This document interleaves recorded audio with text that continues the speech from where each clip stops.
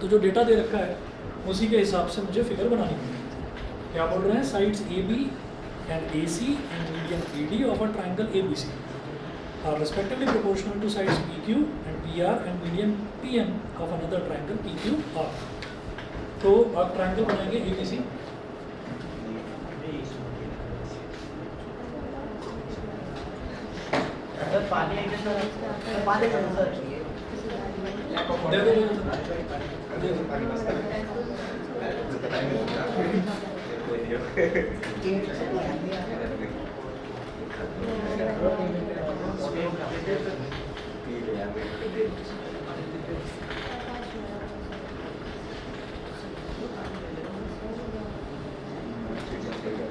अब याद रखिएगा जो मीडियन होता है, मीडियन की डेफिनेशन ही ये होती है कि ये सामने वाली साइड को डिवाइड कर देता है, आधा आधा बाइसेक्ट कर देता है। अच्छा, तो एक ट्रायंगल तो ये दे दिया ए बी सी, दूसरा ट्रायंगल दे रखा है पी क्यू आर।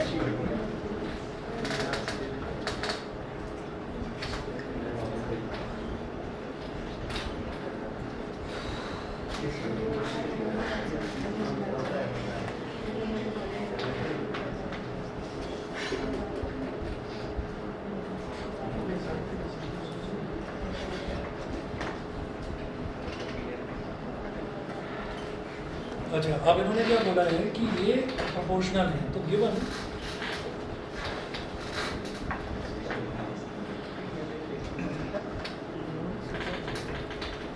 क्या दिया है, side A B and A C and median A D of a triangle are respectively proportional to side P Q and P R and median P M. ठीक है, respectively proportional. तो पहले number पर क्या लिखा हुआ है ए बी, और ट्राइंगल पी क्यू आर का पहले नंबर पर क्या लिखा हुआ है पी क्यू। तो A B upon P Q given A B upon P Q is equal to, दूसरे नंबर पर क्या लिखा है ए सी, और पी क्यू आर में दूसरे नंबर पर लिखा है P R, A C upon P are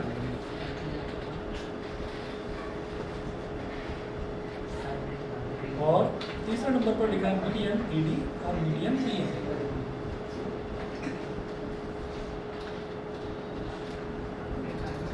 तो ये इक्वल दे रहा है। अब आप ये देखिएगा कि इस वाले ट्राइंगल में ये मीडियन है तो B D is equal to B C हो गया। इस वाले ट्राइंगल में पी एम, बड़े चुप हो जाओगे कि या नहीं, पीछे से बोलते ही रहना है लगातार। मुझे आवाज़ तुम्हारी आ रही है सर, मैंने बोला ठीक है, तो अब किसी की भी ना आवाज़ ना आ जाए बस, ठीक है, बिल्कुल शांत बैठेंगे। ये बिल्कुल नहीं बोल रहा था और भी कोई नहीं बोल रहा था, तो अब किसी की आवाज़ ना आ जाए, मुझसे पढ़ाया नहीं जा रहा। समझ में आ गया? सभी को बता रहा हूँ, तुम्हें नहीं कह रहा मैं, तुम तो बोल ही नहीं रहते, तुम तो बिल्कुल चुप थे। ये नहीं बोल रहा था भाई, बाकी सब जने बोल रहे थे, तो सबको कह रहा हूँ कि किसी की आवाज़ ना आ जाए। अब मैं आगे चलूँ, ये बी सी है, तो बी सी यहाँ पर मीडियम दे रखा है ए डी, तो अब क्या है बी डी और डी सी ये दोनों इक्वल हो गए। उसके बाद क्या है कि ये वाला जो ट्राइंगल है, इस वाले ट्राइंगल में पी एम है मीडियम, तो ये क्यू एम है और ये एम आर है, तो ये क्यू एम और एम आर जो है ये इक्वल है, ये दे रखा है। और इन्होंने बोला है कि आपको शो करना है triangle A B C is similar to triangle P Q R. तो टू प्रूव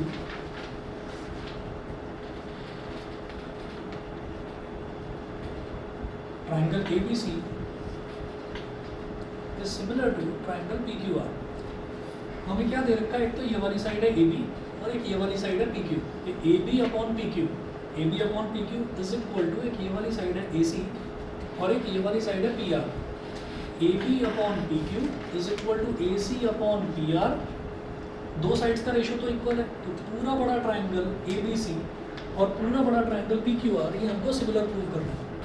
उसके अलावा क्या दे रखा है कि ये जो ए डी मीडियन है और ये जो पी एम मीडियन है, A D upon P M, ये हमको दे रखा है कि ये इक्वल है। अब क्या करें, ये वाली साइड अपॉन ये वाली साइड, ये वाली साइड अपॉन ये वाली साइड, ये दे रखी है। काश ये बीच का एंगल और इक्वल आ जाता तो मैं दोनों ट्राइंगल को सिमिलर प्रूव कर पाता, नहीं हो पा रहा है। तो ये जो क्वेश्चन आएगा खास तौर पर याद रखना, इस पर स्टार मार्क कर देना। ऐसे क्वेश्चन में आपको क्या करना पड़ेगा, जिसमें मीडियन दे रखा हो उसमें आपको क्या करना होगा, आपको ना ये वाली जो साइड है, जैसे ये ए डी है, इसको एक्सटेंड करना होगा आगे। मैं इधर लिख रहा हूँ, डी थोड़ा साइड में करके लिख रहा हूँ, ऐसे ही एम भी थोड़ा सा साइड में करके लिख रहा हूँ, तो हमने इसको एक्सटेंड कर दिया।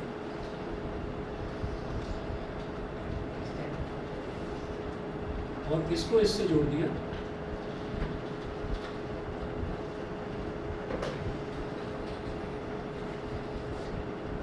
ऐसे इसको थोड़ा सा एक्सटेंड कर दिया और ऐसे इसको इससे जॉइन कर दिया। ठीक है, लिखिएगा कंस्ट्रक्शन में।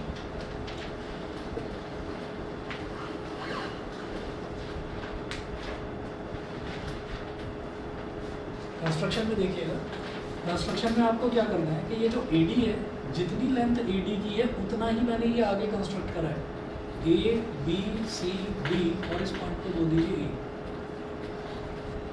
P Q R, और इस पॉइंट को बोल दीजिए S। तो लिखिएगा कि extending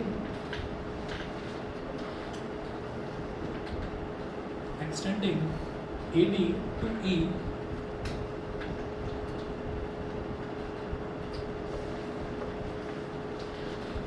extending AD to E such that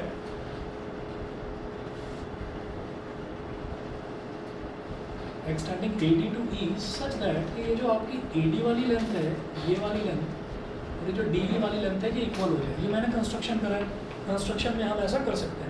तो हमने क्या करा कि AD के बराबर ही ये लेंथ हमने आगे ड्रॉ कर दी, such that AD is equal to DE। इसी तरह से extending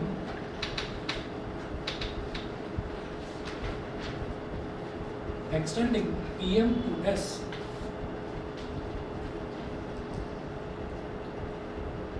such that PM is equal to MS। तो 4 लाइन इस वजह से बनाएंगे, ये इसके इक्वल है तो सिंगल लाइन से बना दिया था, ये वाला इसके इक्वल है तो डबल लाइन, ये AD DE के इक्वल है तो ट्रिपल लाइन, और PM MS के इक्वल है तो 4 लाइन बनेगी, such that PM is equal to MS। इसके बाद देखिएगा नेक्स्ट क्या करना है।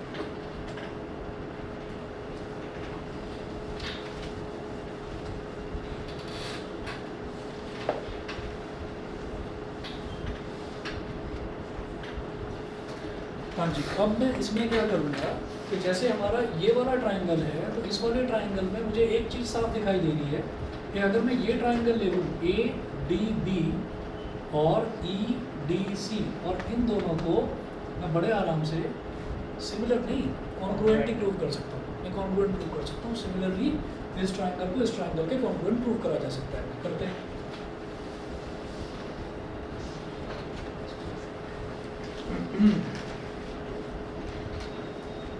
इन ट्रायंगल ADB लिखिएगा,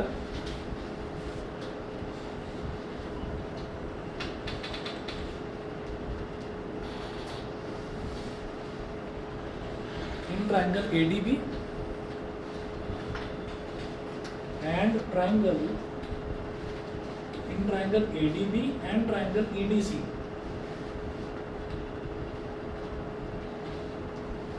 ADB और EDC, तो इसमें हम क्या बोलेंगे कि AD is equal to ED,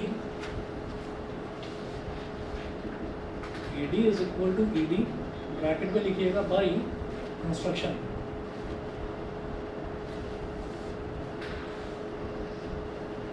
by construction, ये हमने कंस्ट्रक्ट किया था ऐसा, AD is equal to DE by construction. उसके बाद हम कहेंगे कि DB is equal to DC given.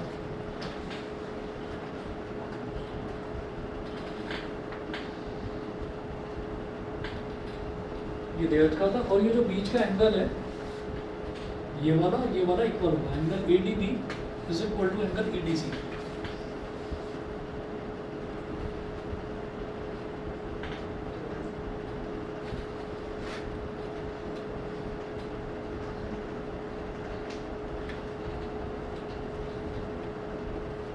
Vertically opposite angles, ठीक। तो क्या हो गया कि side angle side, side angle side, तो by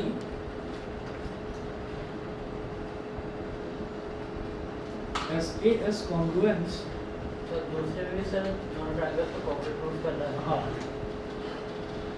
by SAS congruence criteria, triangle ADB is congruent to triangle EDC.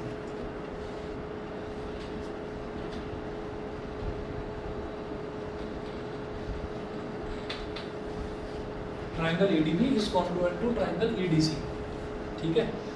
और हाँ, और ये वाला ट्राइंगल इस वाले ट्राइंगल के कॉन्ग्रुएंट होगी, ठीक है।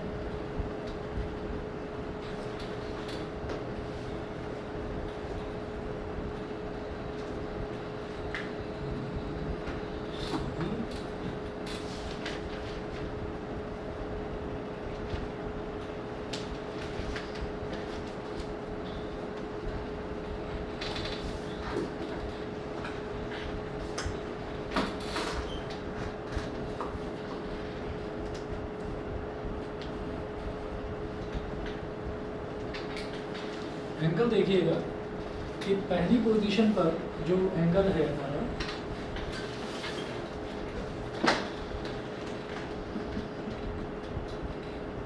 ठीक है, साइड तो पता चल गया कि ये AD वाला इसके इक्वल हो गया है, ठीक। हम यहाँ से ये कहेंगे कि इसमें पहली पोजीशन पर अल्फ़ाबेट देखिए A और इसकी पहली पोजीशन पर अल्फ़ाबेट देखिए E, तो इस वाले ट्राइंगल का जो एंगल A है और इस वाले ट्राइंगल का जो एंगल E है ये इक्वल हो जाएगा।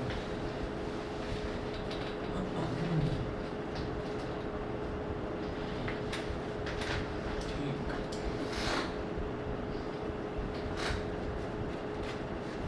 Angle DAB is equal to angle DAB is equal to angle DEC, और इसको x के बराबर मान लो। ये दोनों एंगल इक्वल हैं तो इसको x के बराबर मान लीजिए। अब क्या करते हैं,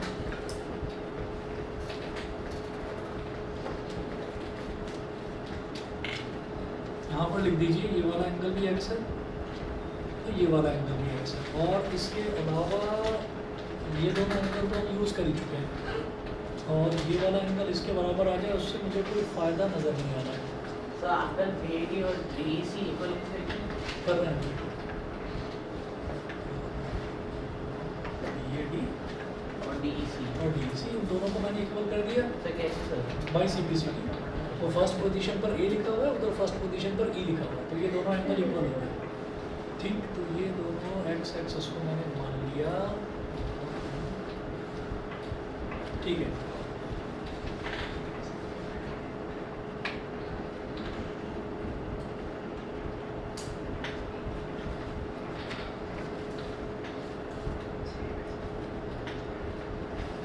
इसके इक्वल हो जाएगा,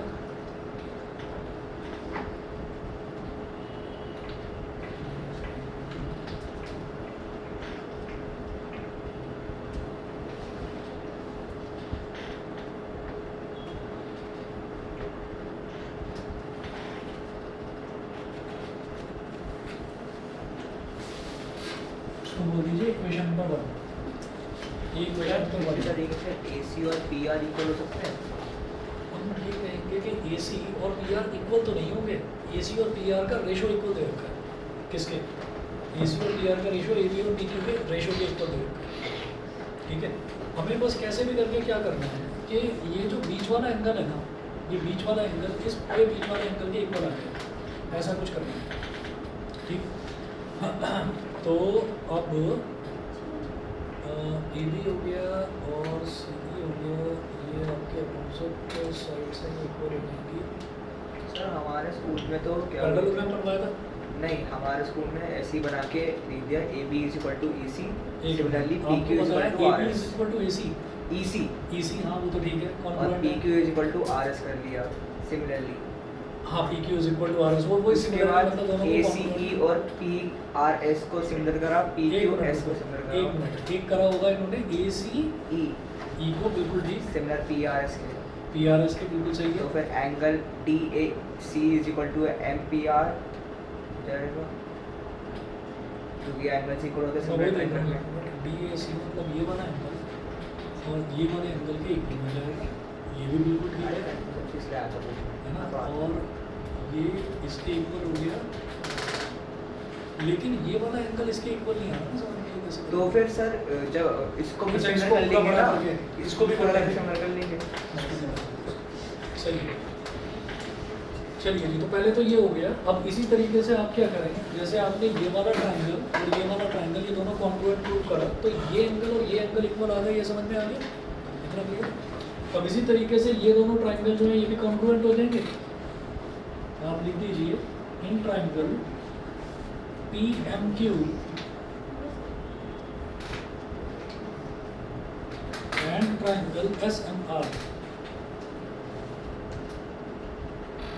दो ट्राइंगल ले लो PMQ और SMR। तो क्या ये मैं पूरा लिखूंगा, सीधा लिख दूं दोनों कॉन्ग्रुएंट है? आप देख लो कि ये वाली साइड इस वाली साइड के इक्वल, ये वाली साइड इस वाली साइड के इक्वल, और ये दोनों वर्टिकली अपोजिट, सेम अप्रोच है, सेम अप्रोच है, तो मैं सीधा लिख रहा हूँ। अगर फिर भी कहेंगे तो लिखवा दूंगा, यहाँ पर भी आप लिख दें by SAS congruence rule, by SAS congruence rule triangle PMQ is congruent to triangle SMR। ये जो ट्राइंगल PMQ है ये SMR के कॉन्ग्रुएंट होगा। तो यहाँ से आप इस वाले एंगल को इस वाले एंगल के इक्वल बोल दो, और इसको बोल दो y, और इसको भी बोल दो y, ठीक है। और AC अपॉन PR आपको दे ही रखा है, हाँ ठीक है। अच्छा, और जो यहाँ से हमने करा ना, जैसे ये DAB एंगल ट्राइंगल EDB और ट्राइंगल EDC दोनों कॉन्ग्रुएंट है, तो यहाँ से हम ये भी कहेंगे कि पहला और यहाँ पर देखिए पहला और तीसरा अल्फ़ाबेट क्या बना रहा है, AB, और यहाँ पहला और तीसरा अल्फ़ाबेट क्या बना रहा है, EC। इसको इक्वेशन नंबर 2 बोल दीजिए, इसको इक्वेशन नंबर 2 बोल दीजिए। सिमिलरली जब मैंने PMQ और SMR को कॉन्ग्रुएंट कर दिया, तो यहाँ पर आप ये कहेंगे कि ये वाला जो हमारा एंगल है, angle MPQ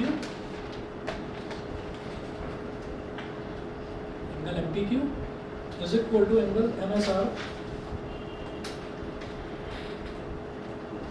is equal to y, ये हमने मान लिया, इसको बोल दीजिए इक्वेशन नंबर 3। और फिर वही काम करिए कि इसका पहला और तीसरा अल्फ़ाबेट क्या है, PQ, और इसका पहला और तीसरा अल्फ़ाबेट क्या है, SR। तो PQ is equal to SR।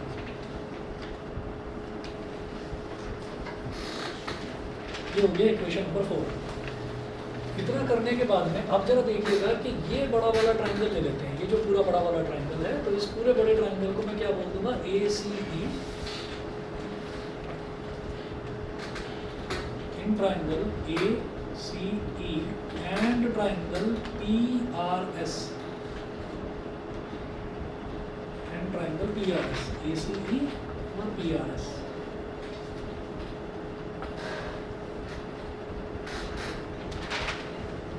अब ये देखिएगा जरा, यहाँ तक तो सभी को क्लियर है, यहाँ तक क्लियर है, आगे चलते हैं।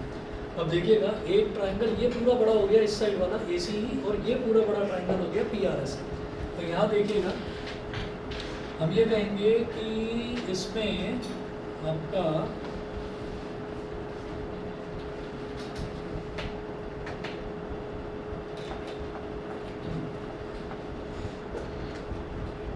AD,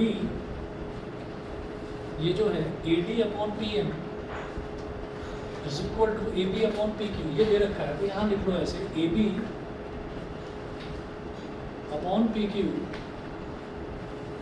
AB upon PQ is equal to AD upon PM, ये दे रखा है।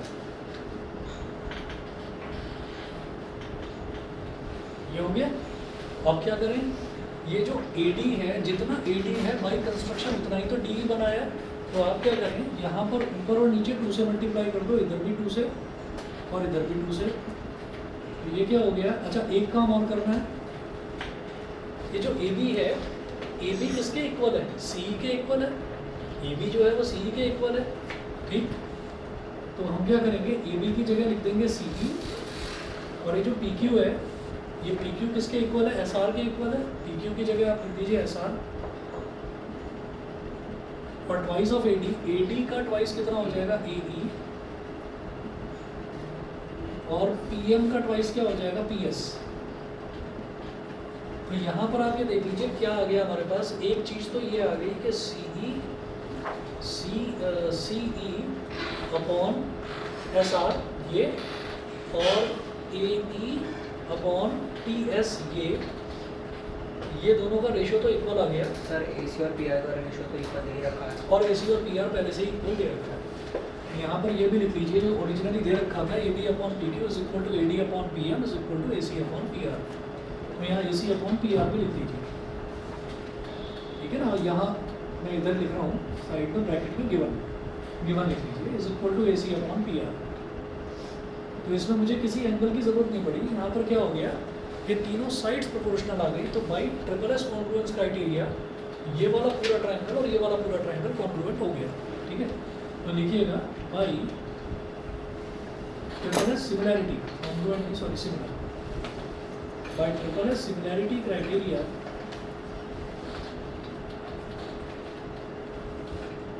ट्रायंगल ACE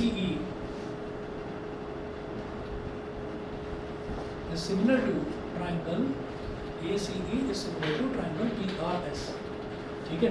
अब इनको सिमिलर करने से क्या फायदा होगा, इनको सिमिलर इनको सिमिलर करने से क्या हो जाएगा, हमारा ये वाला एंगल जो है वो इस वाले एंगल के इक्वल आ जाएगा।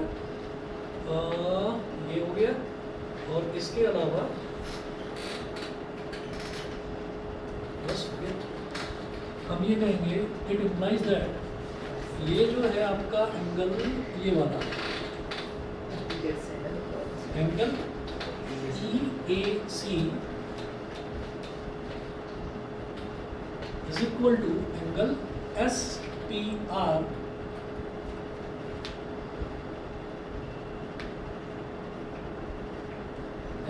ये एंगल इक्वल हो गए। इसको ना, ये जब दोनों एंगल इक्वल हो गए तो बेटा इसको भी आप Z बोल दो और इसको भी Z बोल दो, दोनों इक्वल हो गए तो इसको बोल दो इज इक्वल टू Z। 1 2 3 4 इसको बोल दीजिए इक्वेशन नंबर 5। एंगल EAC और angle SPR is equal to Z। इसके अलावा आप ये देखिएगा कि जो ये वाला एंगल है E कौन सी पोजीशन पर लिखा है, थर्ड पोजीशन पर, और इधर थर्ड पोजीशन पर लिखा हुआ है S।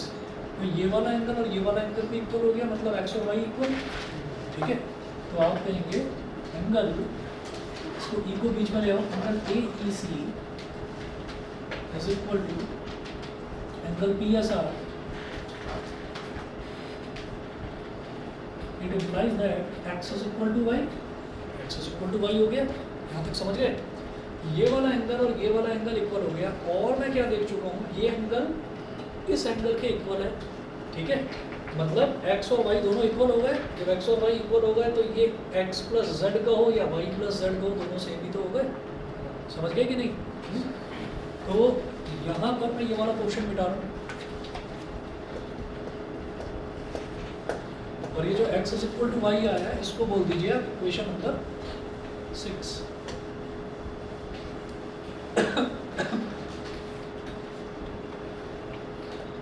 इसको बोल दीजिए इक्वेशन नंबर 6। और क्या करो, अब इक्वेशन नंबर 5 और इक्वेशन नंबर 6 दोनों को ऐड करो। Add equation 5 and 6।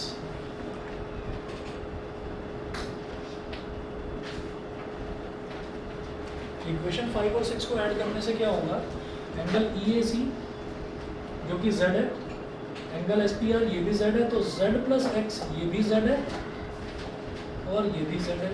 भाई लेफ्ट हैंड साइड में लेफ्ट हैंड साइड ऐड होता है ना, और राइट हैंड साइड में राइट हैंड साइड ऐड होता है।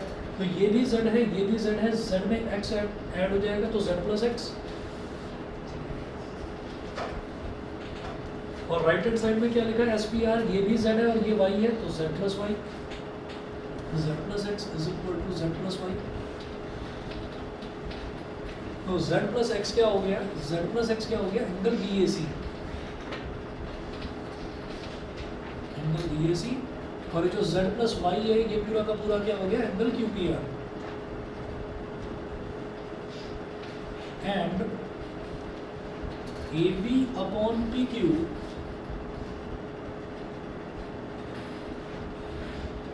is equal to AC upon PR।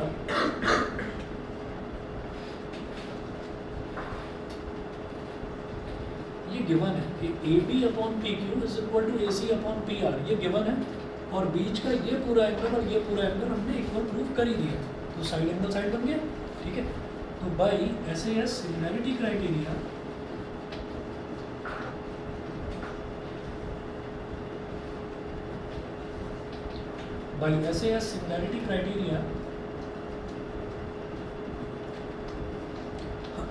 triangle ABC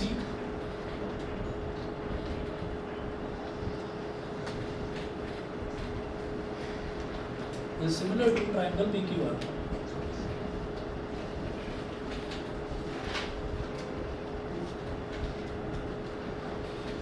और यही हमको प्रूव करना था इस क्वेश्चन में। क्वेश्चन नंबर 14 में यही चीज़ प्रूव करनी थी। बताइए जी, क्लियर है सभी को? क्लियर है? आप लोग क्या कर रहे हैं? 11 से 16 वाले, ये सारे ही क्वेश्चन टफ हैं 11 से 16 वाले, ठीक है। तो इन क्वेश्चंस को एक बार ट्राई करिएगा। और जैसे हमने ये 14 वाला करा है ना, 13 बिल्कुल इसी के जैसा, आई थिंक थोड़ा 12th एंड मीडियम वाला, सर और सब बेस दिया तो आपका क्या आसान है। ठीक है। इतना करिएगा, बाकी कल वही ऐसे बेस एंड सॉल्व कंटिन्यू करूँगा।